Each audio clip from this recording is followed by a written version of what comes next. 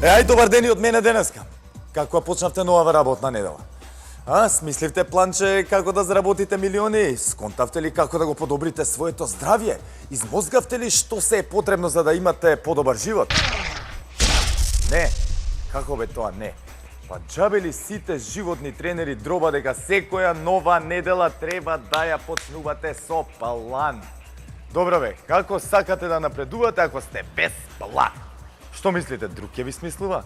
Друг ќе се грижи за вас? Или имате другари од соседните земји што ќе ви кажат што да правите? Или пак и јас да ви кажам? Не е вака. Ќе мора да почнете со своја глава да размислувате. Уклучете го малце мозокот и терете. После пишете ми до каде сте стигнале. Океј?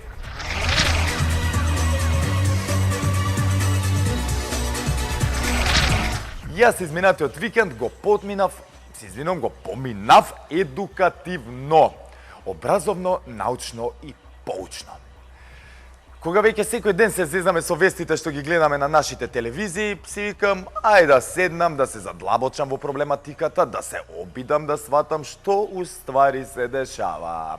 И седнувам да ги гледам сите, да ги читам сите. И чорба, што и? Тек сега сум збунет. Ај вака, да ги упростиме работите.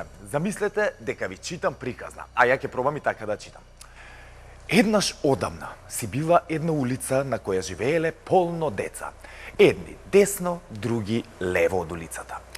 Оделе во исто училиште, играле кошарка на истите терени, фудбал на истите требници кои се наоѓале на средината од улицата.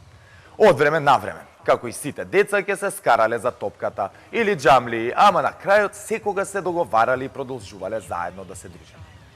Сега, проблемот настанал кога некои деца сакале да бидат гладни, другите станале алчни, а третите само сакале да си продолжат постаро и да си играат на раат. Така почнале да се буцкаат и почнале да се караат меѓу себе. Добро, не е севака црно-бело баш, ама ете, да се обидеме да ги упростиме работите за да можеме полесно да ги разбереме.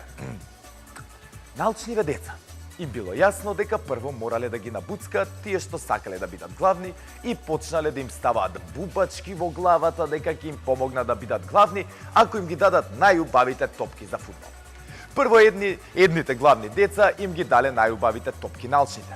Ги убедиле другите деца дека така е најдобро за сите. Сите да имале убави топки и животот на улица бил горе-долу окей. По некое време, алчниве деца посакале уште повеќе, ама главниви им рекле, доста беше. Што ви фали? Ајде сите да си играме и да уживаме. Ама овие не келе да чујат. Така решиле да ги набуцкаат другите деца и им рекле ќе ве направиме главни, се извинувам, ако ни ги дадете и најубавите џамли и терените за кошарка и фудбал. Другиве деца се замислиле, прво не сакале, ама после си рекле, зошто па ние да не бидеме главни? И рекле, важи бе, ќе ви ги дадеме ако бидеме ние главни мало. Другите деца што до тоаш на раат си играле со све, рекле, ама ако некој мора да биде главен, ние ќе избереме зошто други да ни кажуваат. Ама не било баш така. И сега гледам ја телевизија, читам експертски мислења, си викам, ајде да сватам зошто си скараат деца, зошто до вчерашни другари се закачат чија била топката, чии се џамлиите. Сега, теориите се следни. Едни викаат дека овие алчниве деца ќе успеат да ги набуцкаат другиве деца да се скараат и додека другите се караат, овие алчниве ќе им земаат се што сакаат и веќе нема да им даваат да доаѓаат во нивниот дел на улицата, каде ќе си направат свој кошаркарски терени, своји игралишта за фудбал и нема никого да пуштаат. Додека се смират овие скараниве, ќе сватат дека останале без дел од улицата. Други викаат дека на улицата уствари воопшто не се расправаат тие деца. Туку нив ги буцка некој од третата улица. Малку подалечна, ама ете, успеале да ги набуцкаат. Затоа што уствари тие далечните сакале да ја затворат улицата и тука да градат трговски центар кој ќе го користат сите соседни улици. И на набуцканиве деца им рекле, ќе ви направиме игротека во трговскиот, таму ќе си играте на помал простор. Што ќе е толкава улица? Трети викаат, све уствари било до џамлиите.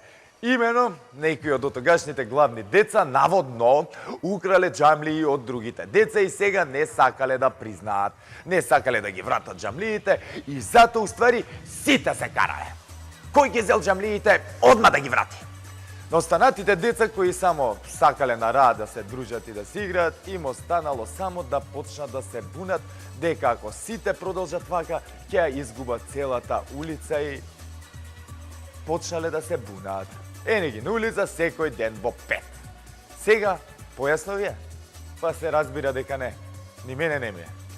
Само знам дека сите гладни и алчни деца треба да си ја чукнат малце главата и да ги остават другите на раат, да се дружат онака како што сакаат.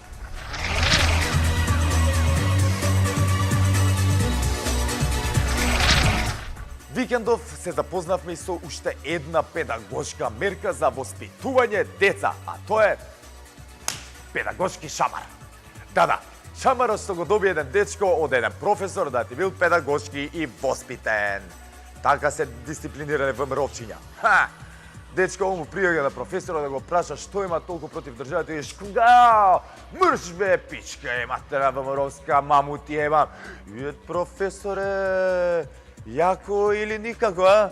Ама добро, ве разбирам, педагошки бил шамарот, образовен, да научат сите дека не можат да имаат поинако став од вашиот, нели ќутегот е од рајот излезен.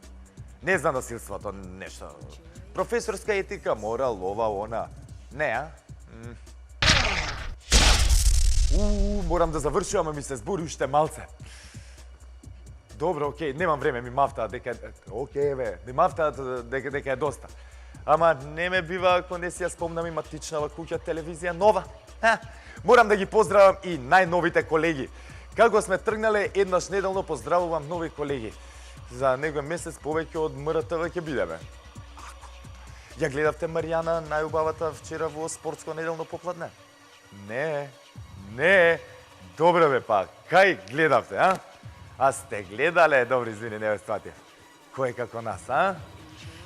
Не мора да ни верувате ништо што кажуваме, ама дека сме најубави, не можете да не ни признаете. Ај, чао сега и гледајте ТВ Нова.